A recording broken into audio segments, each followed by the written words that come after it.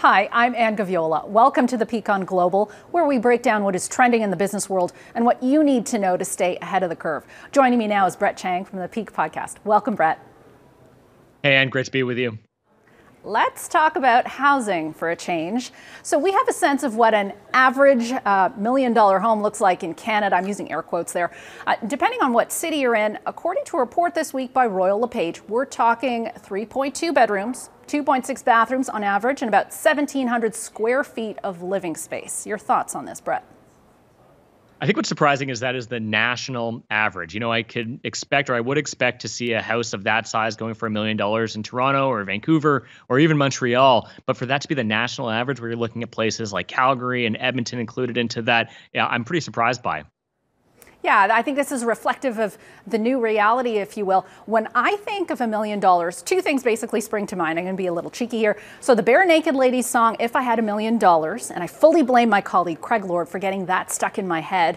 And also Mike Myers in the Austin Powers movie asking for a ransom of $1 million. Now, either way, it used to be considered an astronomical sum of money, and now we're using it non-ironically in the same sentence as average. So the Royal LePage report highlights that the remote work trend has opened up a lot of options for people since the pandemic changes. Can I interest you, for example, in a move to Halifax, Brett? You know, I think Halifax is beautiful in the summer. I'm not sure it's the best place to be in the winter, though. And so I think I'll pass on that, even though it is a beautiful place. Really, I agree with you. I think what's happening now is that as people have optionality in terms of where they live and their ability to keep their jobs at wherever it is, that they now are looking elsewhere to see where can they get more space for less money. That's a pretty natural thing to do. And it's really beginning to inflate housing prices, not just in the urban centers like we've seen, but throughout the country now in secondary markets like Halifax and Quebec City and Victoria. And that's only going to increase as the cities become more and more expensive, as remote work really does continue to be a trend that I think will turn into something that's permanent. People will look elsewhere for where they can get a better deal on housing. Yeah, we'll have to see how permanent this is, and absolutely no shade to Halifax. Brett has a business to run out of Toronto. Our next story is about Home Depot opting to invest $1 billion in wage increases for workers in Canada and the U.S. This is for hourly workers. I believe the majority of their workers fall into that category. This is starting this month, and starting pay will be at least $15 per hour in all markets. This is a good news headline, Brett, but the cynical part of me wonders if that is a living wage in major urban centers, considering how elevated inflation remains. What do you think? Well, it all ties back to housing. And this is really the primary issue that we're all kind of dealing with right now. And you're absolutely right that the cost to live in a major urban center, it's inflating significantly just because of that shelter cost. But what's really going on here, I think, is there is a dynamic now where the labor market is so hot right now that there is a highly competitive marketplace where places like Home Depot is having to compete with somewhere like Walmart for getting and recruiting and retaining the best possible employees and talent. And in order to do that, the only real lever they have at their disposal is wages. And so it's great to see that wage growth going up. But this is a common topic talked about by central banks and economists of this idea of wage inflation, where higher wages are only making inflation worse. It's pumping more money into the economy, and it's making it tougher to control that inflation with interest rates. Yeah, and to be clear, though, we've seen wages increase in the past year about 5%. So not keeping pace with the pace of inflation. And if you're feeling like your money doesn't go as far, that's probably part of why. Let's talk about this third story. This is more news on the jobs front. And I think, both of these stories between Home Depot and this Bombardier story, they underscore how tight and how resilient the labor market remains and really has been since September here in Canada.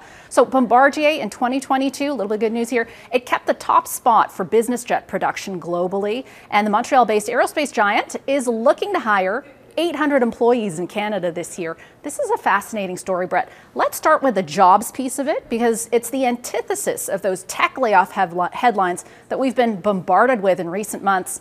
And these are tech jobs too, right? Probably the best place to look at as a parallel in history for what we're seeing right now is the dot-com bust that happened in the 90s, where it was really isolated to one sector. And in that case, it was these dot-com companies that grew really, really quickly. Many of them went public. They hired lots of people. And then at a certain point, the market turned on them and the money kind of ran out. And that's where those layoffs are coming from. And we're seeing something very similar right now, which is there are these tech companies, they raised lots of money, they grew really quickly. But at a certain point, the market turned, interest rates went up, money was more expensive than it was before, and they've struggled to raise to continue to support the size of staff that they had grown to.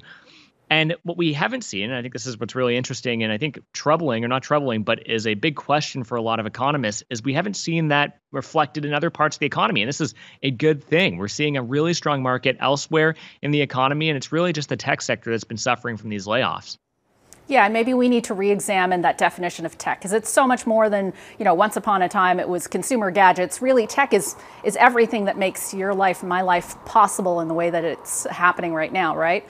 Okay, the second piece of the story, I want to talk about the strength of the private jet business. A confluence of pandemic events have bolstered demand for this type of flying, from headaches at airports, I know about this all too well, to the ultra-rich becoming even wealthier, to what seems like the outrage over the carbon footprint of flying private kind of dwindling because flying commercial has become pretty taxing. What do you think of all this, Brett?